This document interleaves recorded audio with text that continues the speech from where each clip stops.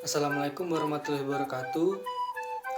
Perkenalkan, nama saya Heru Anas dari Program Studi Budidaya Perikanan Politeknik Negeri Lampung. Dalam video ini saya akan menjelaskan sedikit mengenai manajemen kesehatan ikan, yaitu dari beberapa topik. Yang pertama, pengobatan ikan. Timbulnya serangan penyakit pada ikan merupakan hasil yang tidak seimbang antara lingkungan ikan dan mikroorganisme, virus, bakteri, parasit, dan lain sebagainya. Pengetahuan mengenai penyakit sangat membantu para pembudidaya dalam upaya mengendalikan munculnya penyakit, penyebaran, dan pengobatan ikan sedini mungkin. Identifikasi atau diagnosis penyakit ikan dapat diketahui dari kelainan yang terserang pada organ tubuh seperti adanya bercak putih atau bercak merah pada tubuh, sirip, keripis rusak dan rontok, mata menonjol, dan insang pucat. Nah, ada beberapa metode dalam pengobatan ikan, yaitu yang pertama metode perendaman, di mana ikan yang sakit di kolam lalu diambil dan dipindahkan di tempat atau wadah yang telah disediakan dan dicampurkan obat untuk mengatasi penyakit tersebut. Pemberian obat tersebut sesuai dosis yang telah ditentukan. Dan yang metode kedua yaitu penyuntikan. Ada dua cara penyuntikan yang bisa dilakukan, yaitu yang pertama dimasukkan ke rongga perut intraperitorial, dan yang kedua dimasukkan ke otot intramuskular. Penyuntikan ini dilakukan secara hati-hati supaya tidak terlalu stres, dan dosis yang diberikan harus sesuai takaran. Dan yang ketiga yaitu metode oles. Teknik pengobatan ini umumnya dilakukan terhadap ikan yang sakit memiliki gores atau gejala klinis sangat menonjol, yaitu luka di bagian sirip dan borok. Jumlahnya relatif sedikit dan ikan yang cukup besar, karena kalau ikan yang kecil akan susah kita mengidentifikasi gejala klinis seperti borok tersebut. Dan oke, kita masuk ke materi yang kedua, yaitu pembuatan probiotik atau memperbanyak probiotik. Probiotik didefinisikan sebagai mikroorganisme hidup non-patogenik yang bersifat konsumsi dalam jumlah tertentu akan memberikan efek menguntungkan bagi inang menurut WHO. Manfaat probiotik adalah menempatkan mikroorganisme yang menguntungkan dan menekan mikroorganisme yang merugikan, meningkatkan aktivitas enzim-enzim pencernaan, dan menekan aktivitas enzim bakteri yang merugikan,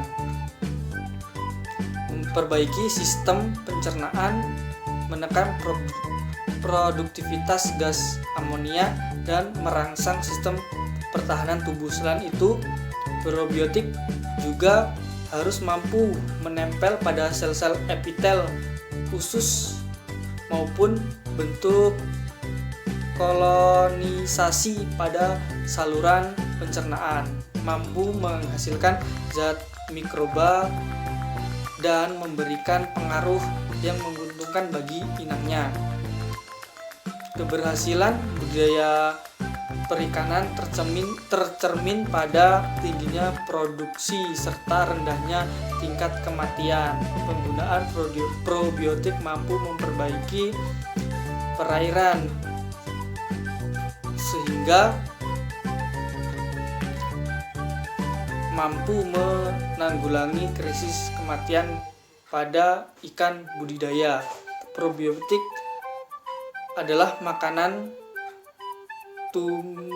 tambahan suplemen berupa sel-sel mikroorganisme hidup yang memiliki pengaruh menguntungkan bagi ikan budidaya yang mengkonsumsi melalui penyeimbangan flora mikroorganisme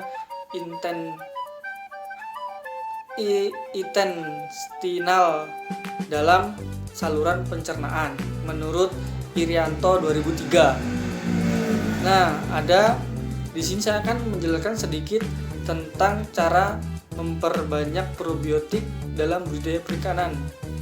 Yang pertama, kita harus menyiapkan bahan-bahannya terlebih dahulu seperti probiotik E4, air molase, air sari nanas, Yakult, dan air gula. Caranya yaitu siapkan probiotik E4 sebanyak 40 ml, lalu tambahkan dengan air gula sebanyak 40 ml, lalu campurkan kedua bahan tersebut dan homogenkan. Lalu masukkan ke dirigen yang berisi air sari nanas, lalu aduk hingga merata. Setelah semua tercampurkan, setelah itu simpan selama 1 minggu dan selanjutnya dapat diaplikasikan pada kolam-kolam budidaya.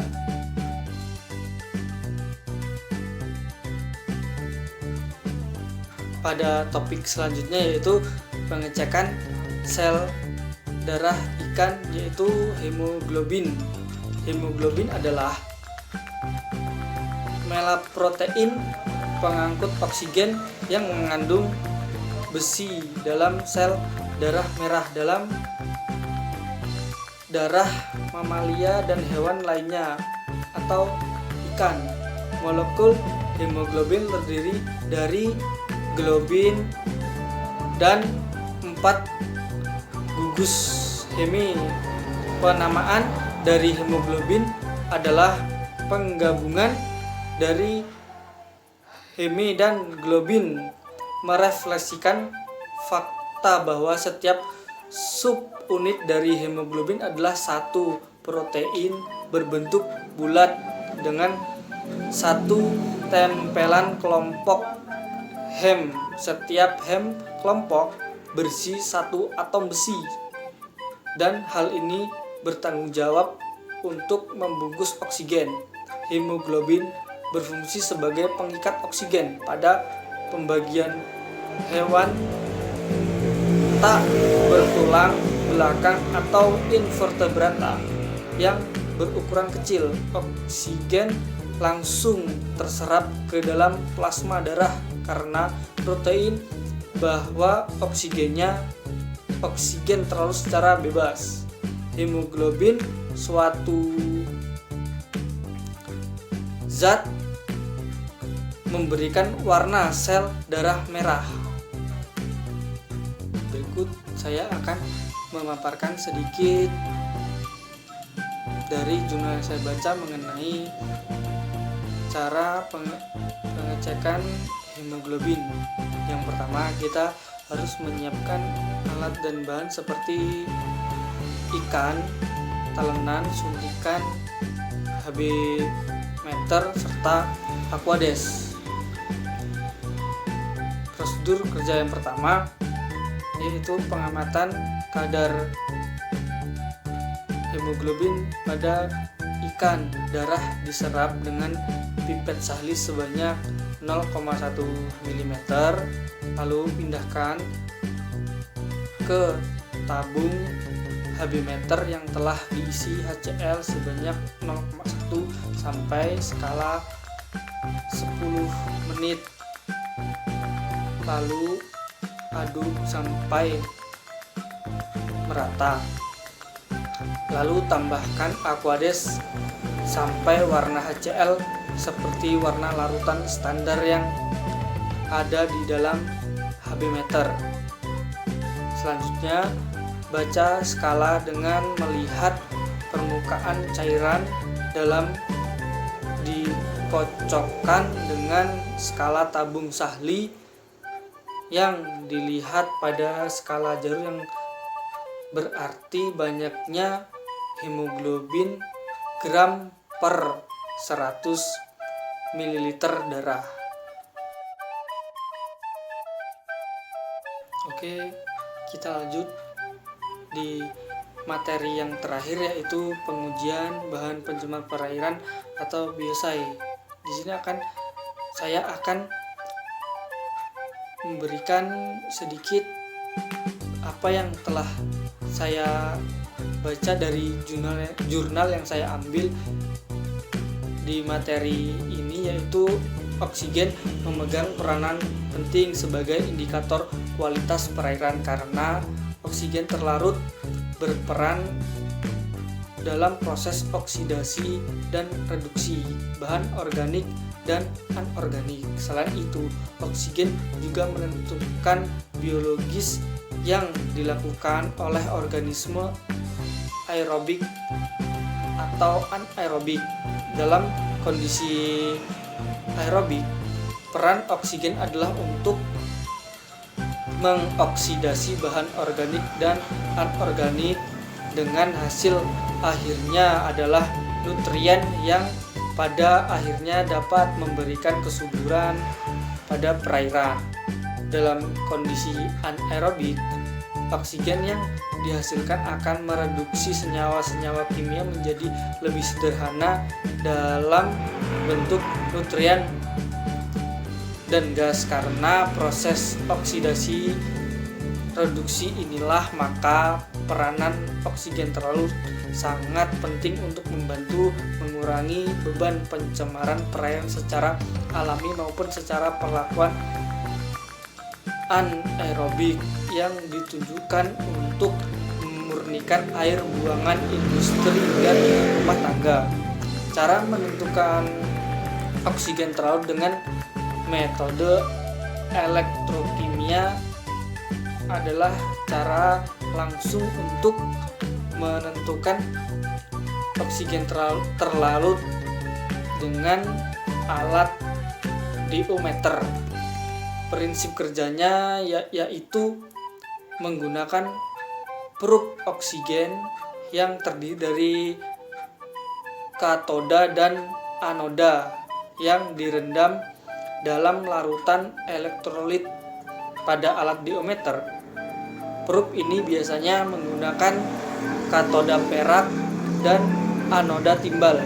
Secara keseluruhan, elektroda ini dilapisi membran yang bersifat semi permeable terhadap oksigen terlarut. Dan pengujian biosai bertujuan untuk mengetahui suatu kolam budidaya apakah mengandung bahan pencemar atau tidak untuk budidaya itu sendiri, sehingga dapat terkontrol kualitas airnya. Alat yang digunakan untuk mengeceknya sama, yaitu bisa menggunakan diometer. Oke, itulah materi yang dapat saya sampaikan. Kurang lebihnya saya mohon maaf. Apabila ada kata-kata yang kurang berkenan, saya mohon maaf. Saya akhiri. Wassalamualaikum warahmatullahi wabarakatuh.